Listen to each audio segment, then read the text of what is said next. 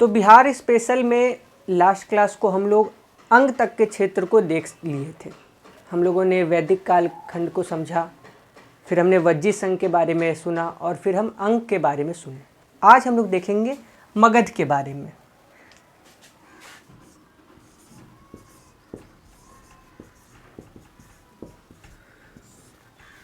आज हम लोग मगध के बारे में सुनेंगे। ये पूरा कालखंड हमें कहानी के माध्यम से ही सुनाते चलेंगे, लेकिन आप लोग उसको नोट्स बनाइएगा और उसी में से प्रश्न आपको आएंगे। तो मगध का जो उल्लेख मिलता है, इसके जो सबसे प्राचीन राजा या सबसे प्राचीन राजवंश का जब बात आता है तो वह है बृहद्रथ वंश।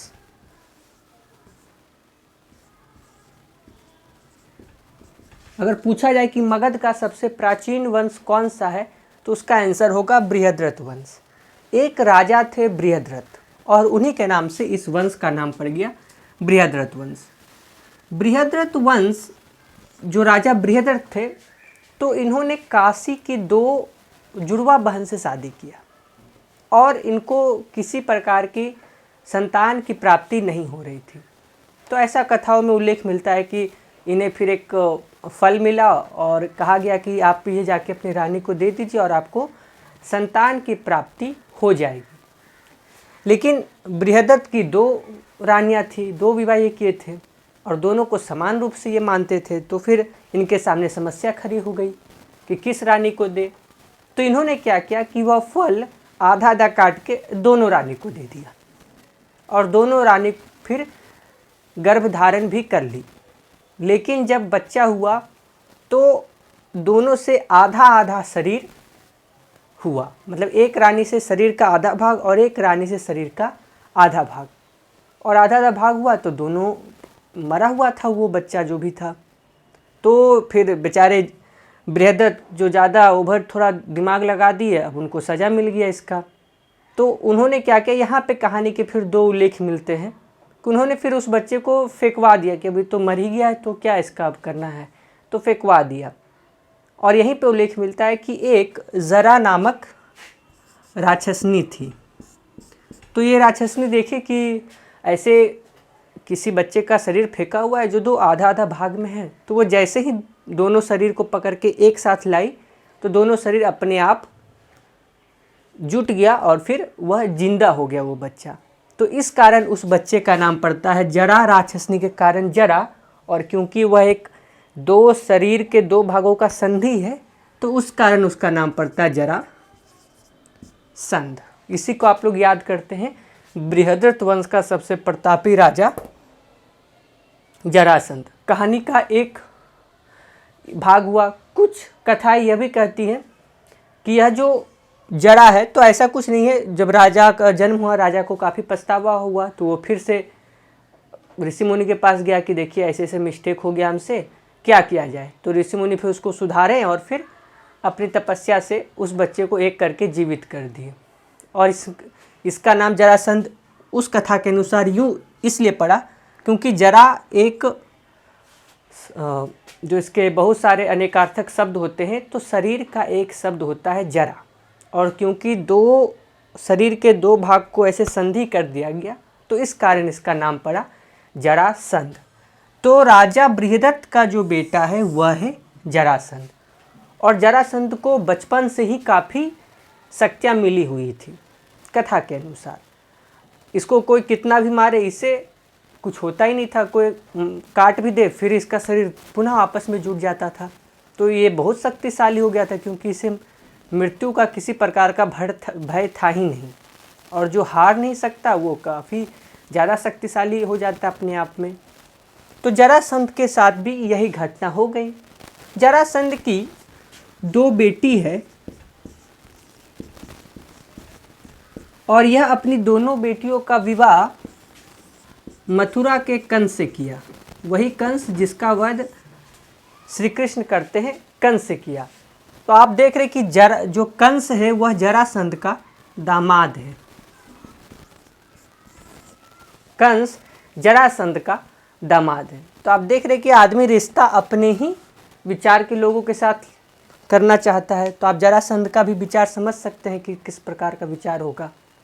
और आपने महाभारत की कहानी अगर पढ़ी होगी या सुनी होगी तो उसमें उल्लेख मिलता है कि श्री कृष्ण ने कंस का वध कर दिया।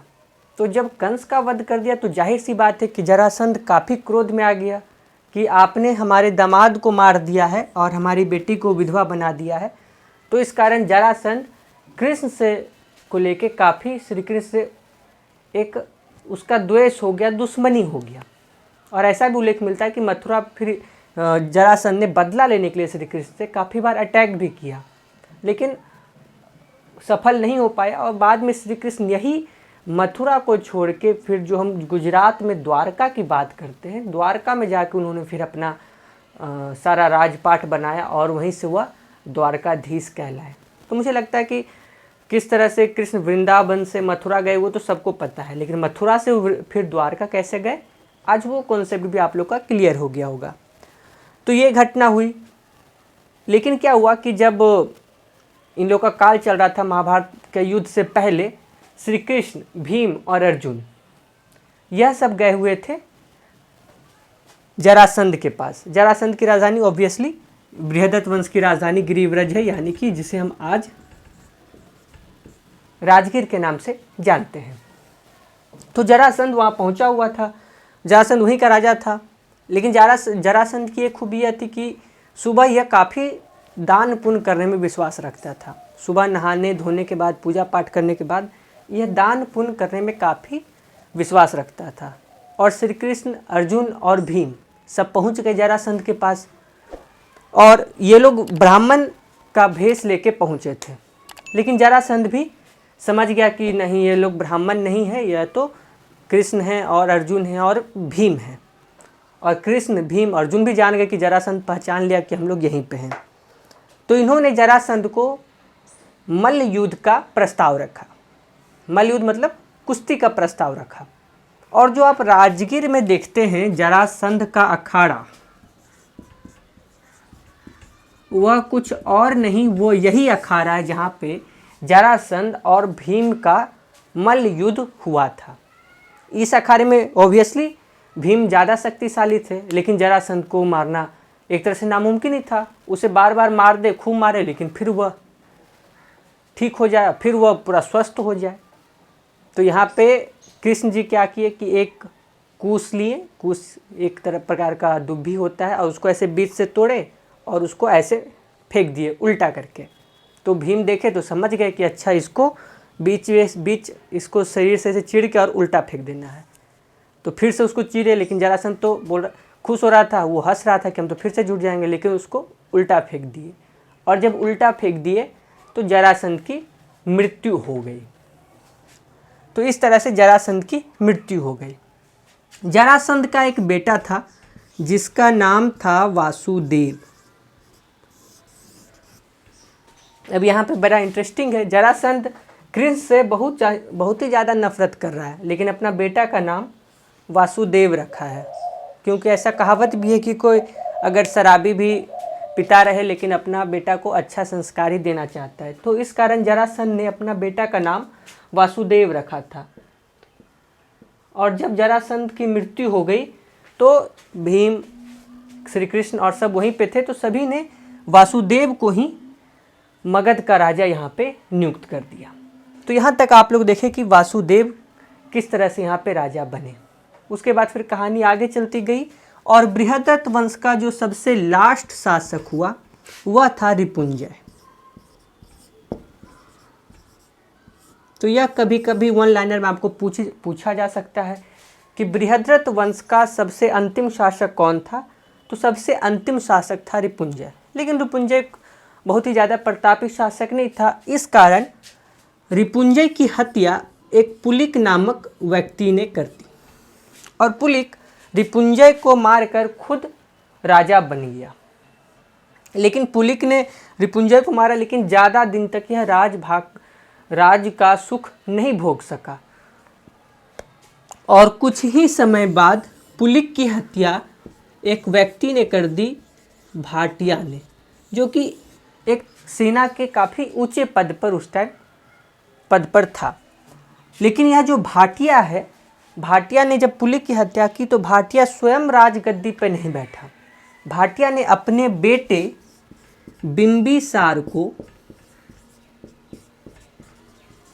जो कि उस टाइम मात्र 15 साल का था, बिंबिसार को राजगद्दी पे बैठा दिया और भाटिया स्वयं इसका संरक्षक बन गया, इसका एक तरह से गार्जियन की तरह बन गया। हालांकि पिता और पुत्र का रिलेशन तो दोनों में था ही। तो यहाँ तक हम लोग ने देखा कि किस तरह से बृहद्रथ वंश का हुआ। इसमें आपको याद रखना है कि मगध का सबसे पुराना राजवंश तो बृहद्रथ वंश, उनकी राजधानी ग्रीवरस थी। बृहद्रथ वंश का सबसे प्रतापी शासक जरासंध और जरासंध का बेटा वासुदेव, जिसको बाद में राजगद्दी मिल गया। और बृहद्रथ वंश का सबसे अंतिम शासक रिपुंजय है। आप लोगों ने देखा कि किस तरह से रिपुंजय की हत्या पुलिक ने की और पुलिक की हत्या भाटिया ने की। लेकिन भाटिया पुलिक की हत्या करने के बाद स्वयं राजा नहीं बनता और अपने 15 साल के बेटे बिंबिसार को राजा बनाता और खुद उसका संरक्षक यानी कि गार्जियन के तौर पे नियुक्त हो जाता है, महामंत्री या फिर प्रधानमंत्री हम लोग इसे कह सकते हैं। तो क्योंकि पुलिक का एक बहुत ही छोटा कालखंड रहा है, बहुत छोटा समय का रहा है, वो बहुत ज़्यादा इसका उल्लेख भी नहीं मिलता, शायद कुछ महीनों का ही कालखंड रहा होगा तो इस कारण इसे किसी वंश में हम लोग नहीं डालते हैं। तो इस कारण बृहद्रथ वंश के बाद जो नेक्स्ट वंश आ जाएगा वो ये होगा बिंबिसार का वंश।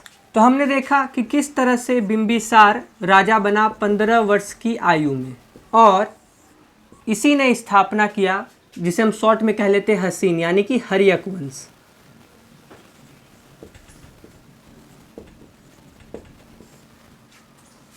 तो बृहद्रथ वंश के बाद जिस वंश का स्थापना हुआ वह हुआ हर्यक वंश का। आप देख रहे हैं कि बिंबिसार के जो प्रधानमंत्री, पिता और सब कुछ रहे वह थे भाटिया।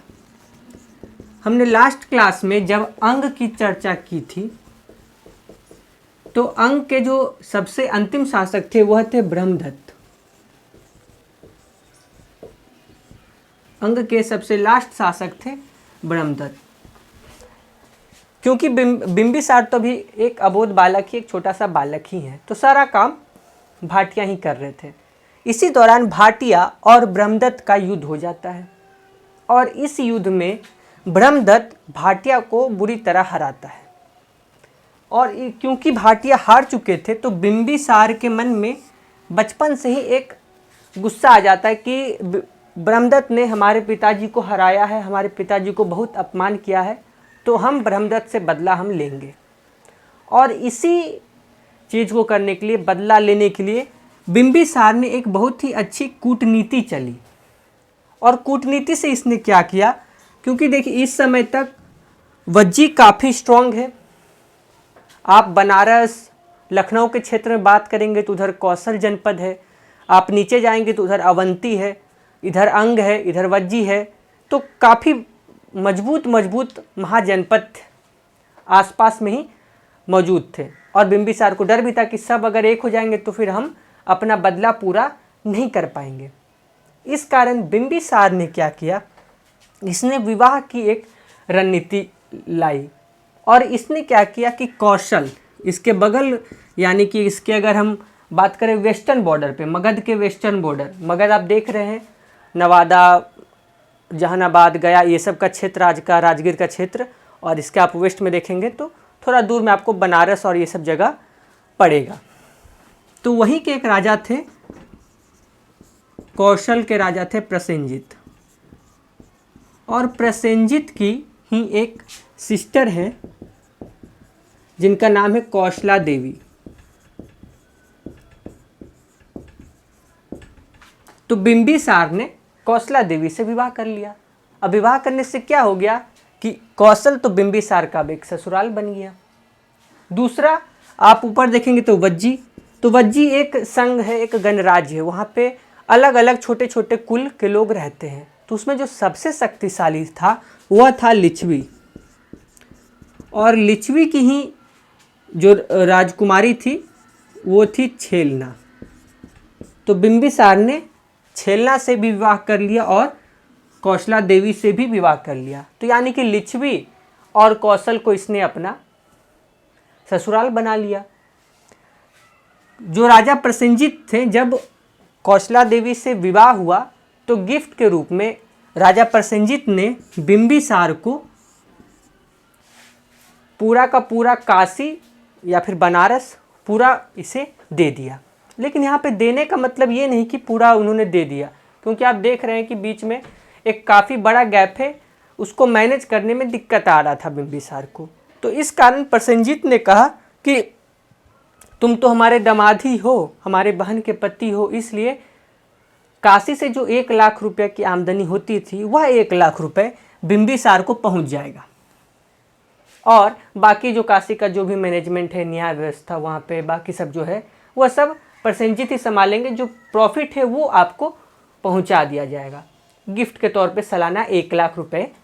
तो ये बात यहाँ से हुई थी। इसकी चर्चा और करेंगे कि किस तरह से मगध को एक पावरफुल बनने में मदद किया, क्योंकि आप देख रहे हैं कि 1 लाख रुपए एक्स्ट्रा इनकम यहाँ पे होने लगा बिंबिसार को, खर्चा कोई नहीं। ये बिंबिसार के लिए ज़्यादा प्रॉफिटेबल हुआ, क्योंकि अगर उसे काशी दे दिया जाता तो फिर वहाँ पे उसे कुछ सेना रखनी पड़ती, वहाँ पे न्याय व्यवस्था बनाने के लिए कुछ खर्चा करना पड़ता, जो कि बिंबिसार का खर्चा बच गया। अब क्योंकि इसके पास अत्यधिक पैसे आने लगे, और इसी कारण बिंबिसार पहला राजा है जिसने स्थायी सेना यानी कि परमानेंट सेना रखा। इसके पहले स्थायी सेना रखने का कॉन्सेप्ट नहीं था। किसी से लड़ाई करना है तो हाँ भाई चलो लड़ाई करना है, सब चल दिए, कोई आक्रमण कर दिया तो फिर सब पुरुष चल दिए कि चलो बचाना है। लेकिन बिंबिसार ने स्थायी सेना रखना प्रारंभ कर दिया। आप देखें कि किस तरह से उसके पास जब अत्यधिक धन आने लगा तो वह धन को वह प्रयोग करने लगा, और इसी से बिंबिसार या फिर मगध को आगे जाके काफ़ी फ़ायदा मिलेगा, क्योंकि जब स्थायी सेना हो जाएगी, अब उसके पास एक ऐसे लोग हैं जिनका 24 घंटा सिर्फ युद्ध ही करना काम है, तो वह लोग युद्ध पे नए नए स्ट्रेटजी, नया तकनीक, नया टेक्नोलॉजी, यही सब पे काम करते रहेंगे। तो इससे मगध बाकी महाजनपद से थोड़ा सा आगे बढ़ गया और मिलिट्री के रूप में ज़्यादा शक्तिशाली हो गया। तो हमने देखा कि लिच्छवी के संग छेलना से इसने विवाह कर लिया, और इसने पंजाब के मद्रकुल की रानी क्षेमा से भी विवाह किया। तो 3 विवाह बिंबिसार ने किया। और इधर जो अवंती है, अवंती के भी राजा के बारे में ऐसा उल्लेख मिलता है कि बिंबिसार का एक बहुत अच्छा राजवैद्य था जीवक। यह बिंबिसार का एक राजवैद्य था, और अवंती के राजा एक बार बहुत जोर का बीमार पड़ गए, तो जीवक जाके उनका सेवा किया। और अवंती कहने का मतलब है कि मध्य प्रदेश का ऊपरी इलाका, उसे हम लोग अवंती यहाँ पे कहेंगे। तो जीवक जाके इलाज किया और वो ठीक हो गए। तो आप देख रहे हैं कि उसके जो सारे अंग को छोड़कर लिच्छवी में उसका ससुराल है, यानी कि उसका नॉर्दर्न बॉर्डर, मगध का नॉर्दर्न बॉर्डर में भी उसका ससुराल हो गया। मगध के वेस्टर्न बॉर्डर यानी कि कौशल, बनारस, वो भी ससुराल हो गया। और मगध का सदर्न बॉर्डर, अवंती का हिस्सा, उसने भी राजा को ठीक करके इधर से उन्हें प्राण दान देकर अच्छा दोस्ती कर लिया था। और तब बिंबिसार बोला कि अब हम अपने पिताजी का बदला लेंगे, और बिंबिसार ने अंग पर आक्रमण कर दिया, और इस युद्ध में ब्रह्मदत्त मारा जाता है। और इस तरह से बिंबिसार अंग को मगध में मिला लिया। तो आप देख रहे हैं कि अंग अब किस में सम्मिलित हो चुका है, मगध में सम्मिलित हो चुका है। यहाँ पे हम मगध और मगध का उत्कर्ष सभी को, दोनों टॉपिक को एक साथ ही लेके चल रहे हैं। तो हमने यहाँ पे देखा कि किस तरह से बिंबिसार अंग को मगध में मिलाया। तो यहाँ से एक अच्छा प्रश्न पूछा जा सकता है कि मगध में अंग को किसने मिलाया। तो यहाँ पे सही आंसर होगा बिंबिसार।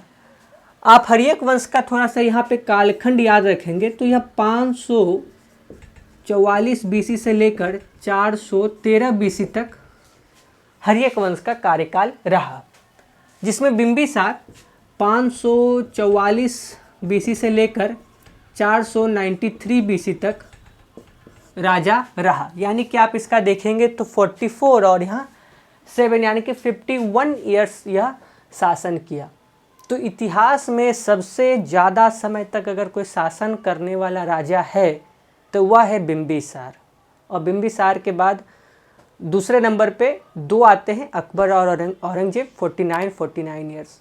मैं काफ़ी लोग को देखता हूँ जो सिर्फ यही याद रखते हैं कि सबसे ज़्यादा लंबा समय तक शासन करने वाला राजा था अकबर और औरंगजेब, लेकिन वह गलत जवाब है।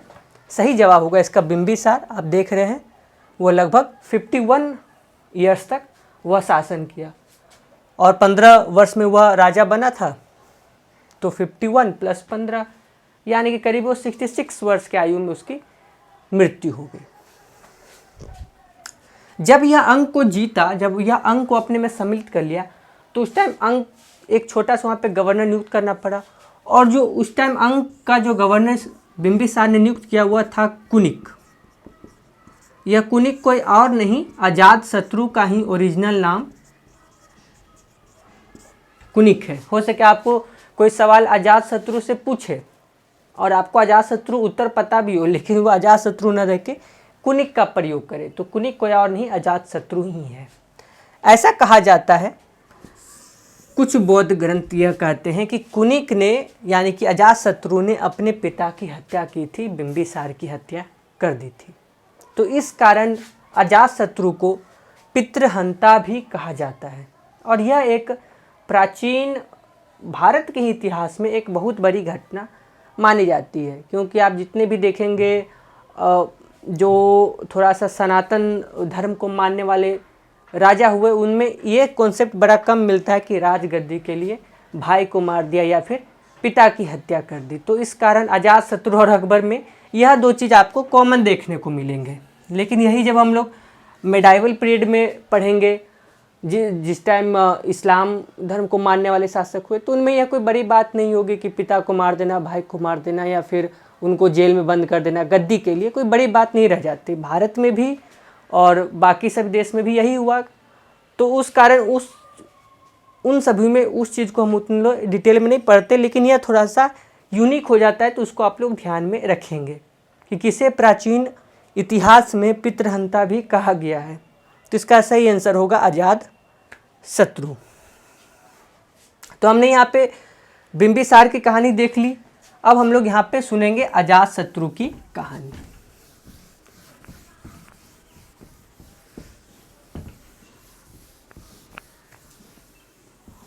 तो जिस समय अजातशत्रु राजा बनता है,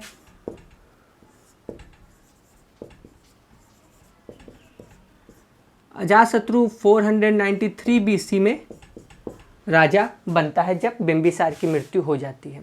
इस टाइम अंग और मगध एक हो चुके हैं, मतलब अंग मगध के अंदर ही आ चुका है।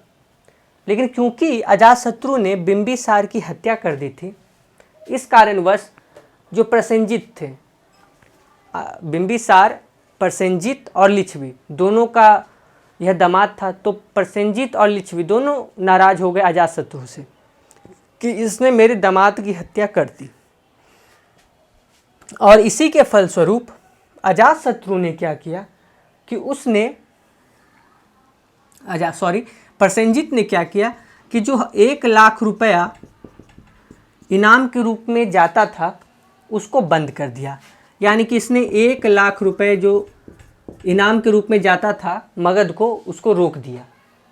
उधर लिच्छवी भी थोड़े से गुस्सा होने लगे, क्योंकि आपको याद है कि लिच्छवी की रानी छेलना से विवाह हुआ था और छेलना की उससे दो पुत्री की प्राप्ति हुई थी बिंबिसार को, हल और बेहल। तो ठीक है, नाम हल और बेहल ही है, 2 पुत्री की प्राप्ति हुई थी। और दोनों बहन भी अजातशत्रु से कह रही थी कि मेरा भी हिस्सा बनता है, तो तुम पिताजी को मार दिए हो और पूरा राजपाट पे अकेले कब्जा कर लिए हो। तो दोनों बहन भी अपना अपना हिस्सा मांग रही थी। तो इसी को ध्यान में रखते हुए अजातशत्रु ने एक कूटनीति का प्रयोग किया। और अजातशत्रु ने क्या किया कि इसका एक बहुत ही अच्छा मंत्री था जिसका नाम था बस्कार, और इसने दुनिया को दिखाने के लिए बस्कार के साथ लड़ाई लड़ लिया। बस्कार भी खूब बोला कि अजातशत्रु को हम एकदम मार के ठीक कर देंगे, वो बहुत ही बिगड़ गया, अपना पिताजी को ही मार दिया। अजातशत्रु भी इसको खूब बोला कि ये एकदम देशद्रोही है, इसको हम एकदम मार के ठीक कर देंगे, कहाँ बच के भागेगा, ऐसा दुनिया को दिखाने के लिए। और इसका फ़ायदा उठा के, आपको मालूम है कि दुश्मन दुश्मन दोस्त, इसका फ़ायदा उठा के बस्कार लिच्छवी संघ में जाके प्रवेश कर गया। यानी कि लिच्छवी संघ का यह एक हिस्सा बन गया बस्कार। और बस्कार ने धीरे धीरे अपनी कूटनीति का प्रयोग करते हुए लिच्छवी संघ में ही, यानी कि पूरे जो वज्जी संघ था, वज्जी संघ को तोड़ने लगा धीरे धीरे। जो वहाँ के अलग अलग जो वंश थे उनके बीच में जो एकता थी उसको बस्कार ने धीरे धीरे ख़त्म करने लगा। और जब यह अपने में सफल हो गया बस्कार, तो इसने अजातशत्रु को सिग्नल दे दिया कि हम सफल हो गए, अब आप लिच्छवी पर अटैक कीजिए, वज्जी पर अटैक कीजिए, आप जीत जाइएगा। और यही मौका पे अजातशत्रु ने 2 नए तरह के हथियार, जिसको हम लोग कहते हैं रथ मूसल और महाशिला कंटक, रथ मूसल और महाशिला कंटक नामक 2 अलग तरह के हथियारों का, नवीन तरह के हथियारों का प्रयोग करता है यह वज्जी के खिलाफ, और वज्जी को यह बुरी तरह हरा देता है। रथ मूसल कहने का मतलब जैसे आपने ये दोनों हथियारों का प्रयोग बाहुबली मूवी में भी दिखाया गया है। महाशिला कंटक मतलब महाशिला यानी कि महान, शिला मतलब पत्थर, बड़े बड़े पत्थरों को फेंकने का हथियार। तो आपने देखा है बाहुबली मूवी में किस तरह से वह पर्दा को बांध के और फेंकता है। इससे आप गेट तोड़ना, दुश्मन किला को तोड़ना है तो उसका कार्य किया जा सकता है। और रथ मूसल जो वो रथ के आगे एक चक्री टाइप की, ब्लेड टाइप की लगी रहती थी चारों तरफ से, जिससे दुश्मन सेना को काफ़ी क्षति, काफ़ी नुकसान पहुंचता था।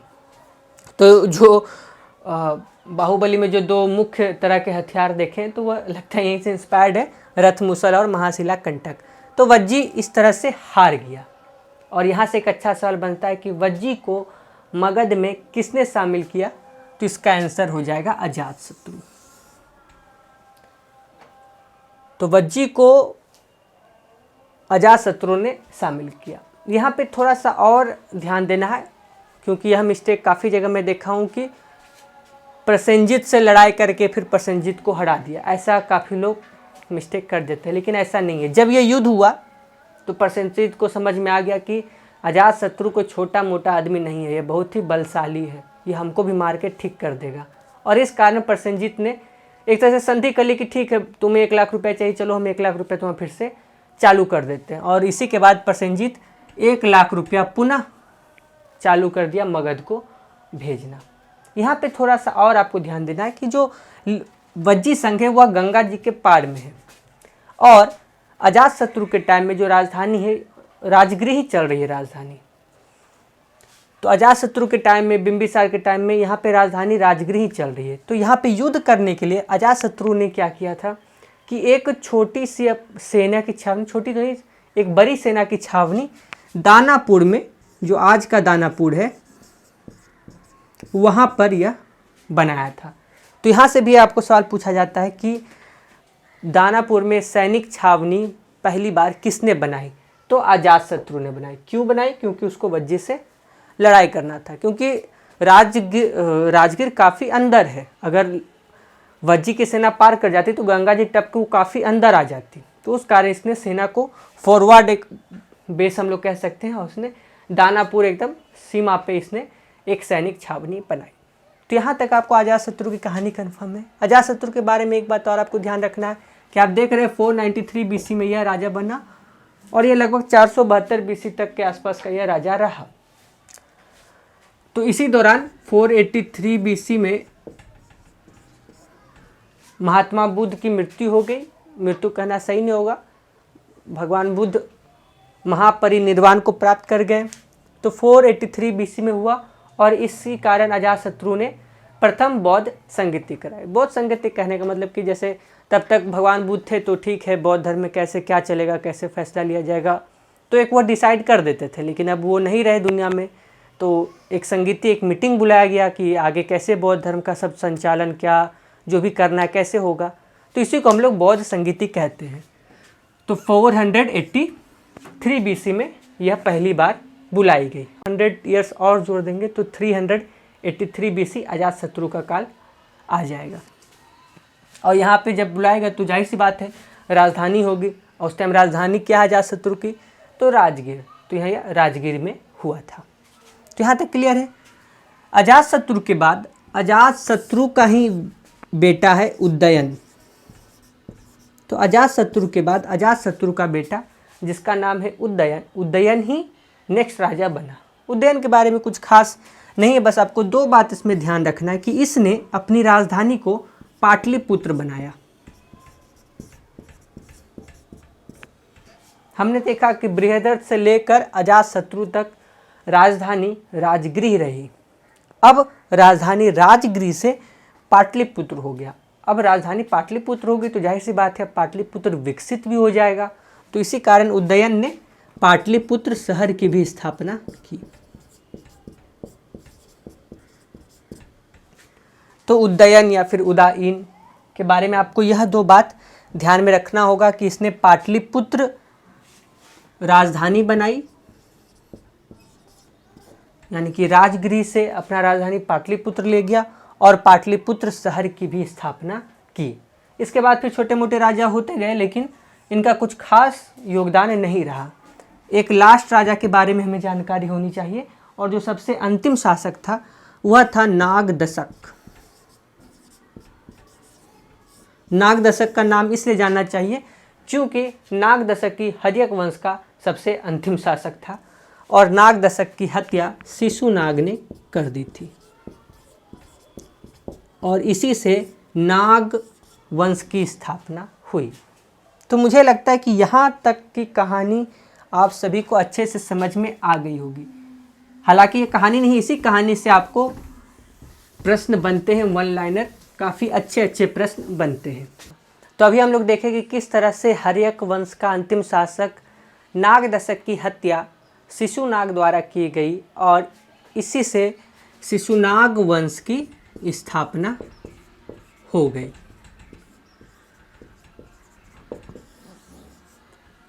तो एक नंबर का प्रश्न यहाँ से यही बन सकता है कि शिशुनाग वंश के स्थापनकर्ता कौन थे, यानी स्थापना किसने किया। तो यहाँ पे हो जाएंगे शिशुनाग ने। शिशुनाग ने दो महत्वपूर्ण जगह को मगध में मिलाया, एक तो कौशल और दूसरा अवंती। हाँ, आपको शिशुनाग वंश का थोड़ा सा टाइम पीरियड ध्यान में रखना चाहिए तो कहानी ज़्यादा अच्छे समझ में आएगी। 413 BC से लेकर 345 48 से 55 BC तक का इनका पीरियड मिलता है, यानी कि बहुत ज़्यादा लंबा वंश या नहीं चल पाया।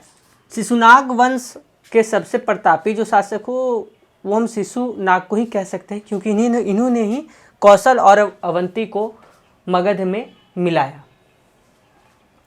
शिशुनाग का ही एक बेटा है जिसका नाम है कालाशोक। इसे काकवर्ण भी कहा जाता है, क्योंकि ऐसा कहा जाता है कि यह कौवे की तरह काला था और इस कारण इसका नाम काकवर्ण या फिर कालाशोक पड़ता है। शिशुनाग ने कार्य ये किया था कि जो राजधानी उदयन ने पाटलिपुत्र बनाई थी, शिशुनाग ने राजधानी पाटलिपुत्र से वैशाली कर दिया था। और शिशुनाग की जब मृत्यु हुई, शिशुनाग जाहिर सी बात है यह लगभग मुझे लगता है 388 या 87 BC के आसपास में शिशुनाग की मृत्यु हो गई, नॉर्मल मृत्यु हो गई और फिर कालाशोक राजा बना। कालाशोक राजा बना तो इसी के कालखंड में 383 BC भी आया और क्योंकि यहाँ पे भगवान बुद्ध के महापरिनिर्वाण प्राप्त करने के 100 वर्ष हो चुके थे तो कालाशोक ने ही दूसरी बौद्ध संगति रखी। जाहिर सी बात है कहाँ रखेगा, क्योंकि अभी भी इसका राजधानी वैशाली ही चल रहा है, तो दूसरी बौद्ध संगति वैशाली में हुई। लेकिन बाद में कालाशोक ने राजधानी अपनी बदल ली और यह पाटलिपुत्र अपनी राजधानी कर लिया और अब पाटलिपुत्र फिक्स हो गया। तो यहाँ पे राजधानी को लेकर आपको ध्यान रखना है कि बृहद्रथ वंश से लेकर हर्यक वंश के कालाशोक तक मगध की राजधानी गिरिव्रज यानी कि राजगृह रही। उसके बाद उदयन ने राजधानी पाटलिपुत्र कर लिया, फिर शिशुनाग ने राजधानी पाटलिपुत्र से वैशाली कर लिया, फिर कालाशोक ने राजधानी पुनः वैशाली से पाटलिपुत्र कर लिया और अब पाटलिपुत्र फिक्स हो गया। तो आपको राजधानी से लेकर इन सभी बातों का ध्यान होना चाहिए। कालाशोक शिशुनाग के बाद फिर ऐसा कोई राजा नहीं हुआ शिशुनाग वंश में जिसने एरिया का विस्तार किया हुआ। कालाशोक एक बहुत ज़्यादा प्रतापी शासक तो नहीं कह सकते, लेकिन बस जितना राजपट इसको एक तरह से पिताजी के द्वारा मिला उसको इसने बस मेंटेन करके रखा। और इसके बाद शिशुनाग की ही कालाशोक की ही बात करें तो 87 में ही मृत्यु हो गई, और इसमें से आप 30 घटा लेंगे 77, 67, 57, तो 357 BC में कालाशोक की मृत्यु हो जाती है। और आप देख रहे हैं कि फिर लगभग 8 से 9 वर्ष के अंदर ये पूरा इसका वंश समाप्त हो जाता है।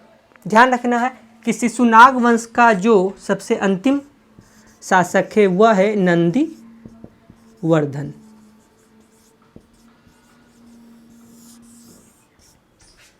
शिशुनाग वंश का लास्ट शासक जो है वह है नंदी वर्धन, और इसकी हत्या महापद्मनंद ने कर दी थी। ऐसा कहा जाता है कि नंदीवर्धन थोड़ा अच्छा शासक नहीं था, और महापद्मनंद जो थे वह उस समय सेनापति के पद पे तैनात थे। और एक बार नंदीवर्धन अपना सेना का रेकी कर रहा था, उसी दौरान महापद्मनंद ने नंदीवर्धन की हत्या कर दी, और महापद्मनंद पुनः फिर से वह अब राजा बन चुके हैं, और महापद्मनंद ने ही नंद वंश की स्थापना की। तो आपके पास जब भी उल्लेख आएगा नंद वंश का तो स्थापनकर्ता कौन हो जाएंगे इसके? महापद्मनंद। यहाँ पे ध्यान रखने का कि नंद वंश पहला ऐसा वंश है जो क्षत्रिय नहीं है, नॉन क्षत्रिय। तो ऐसे भी सवाल पूछा जा सकता है कि नॉन क्षत्रिय वंश के संस्थापक कौन थे? तो आंसर होगा महापद्मनंद। कौन सा ऐसा वंश था जो क्षत्रिय नहीं था और मगध पे पहली बार शासन किया? तो हो जाएगा नंद वंश। तो ये क्लियर है। नंद वंश आप देख रहे हैं काफ़ी छोटा काल रहा है इसका, 348 BC से लेकर 322 BC तक, यानी कि महत्व इसका 26 साल का ही लगभग इसका कार्यकाल रहा। तो काफ़ी छोटा कार्यकाल रहा। तो आप देख रहे हैं कि किस तरह से महापद्मनंद ने नंदीवर्धन की हत्या करके खुद वह राजा बन गए। और महापद्मनंद सबसे प्रतापी राजा, अगर मगध के उत्कर्ष की बात की जाए तो जितने भी हम लोग अभी चर्चा किया, अजातशत्रु, बिंबिसार, सभी से ज़्यादा प्रतापी महापद्मनंद को हम कह सकते हैं। क्यों? क्योंकि आपने देखा कि बिंबिसार ने सिर्फ अंग को मगध में मिलाया, अजातशत्रु ने भी सिर्फ वज्जी को मगध में मिलाया, और शिशुनाग ने भी सिर्फ कौशल और अवंती को ही मगध में मिलाया। लेकिन महापद्मनंद ने पांचाल, कुरु, कलिंग, मत्स्य, इतने बड़े क्षेत्र को मगध में मिलाया। कुरु मतलब कुरुक्षेत्र का एरिया, यानी कि आज का आप दिल्ली, पंजाब, वेस्टर्न यूपी का बॉर्डर ले लीजिए। कलिंग, कलिंग ऐसा एक क्षेत्र है जिसको अशोक और महापद्मनंद मात्र 2 ही राजा इतिहास में, खासकर एंशिएंट हिस्ट्री में हुए जो जीत पाए, बाकी कोई भी राजा कलिंग को नहीं जीत पाए। तो यहाँ पे आपको ध्यान रखना, अशोक ने भी कलिंग को जीता था, लेकिन अशोक से पहले महापद्मनंद ने भी कलिंग को जीता था। ये पहले राजा थे जो कलिंग को जीते। तो इन्होंने एक तरह से जितना भी आप नॉर्थ इंडिया को देखेंगे, सारा नॉर्थ इंडिया को इन्होंने मगध के अंदर में ला दिया था। तो इसी कारण हम व्यक्तिगत तौर से कह सकते हैं कि महापद्मनंद सबसे ज़्यादा प्रतापी शासक हुए, क्योंकि इसने सबसे ज़्यादा एरिया को एकीकृत करने का काम किया, मगध के अंडर में लाने का प्रयास किया, और जिसकी राजधानी थी पाटलिपुत्र। तो आप पाटलिपुत्र की वैभव को उस टाइम इमेजिन कर सकते हैं कि कितनी विशाल होगी। महापद्मनंद का एक उनका मतलब बेटा, इनका एक तरह से पोता कह सकते हैं, धनानंद था।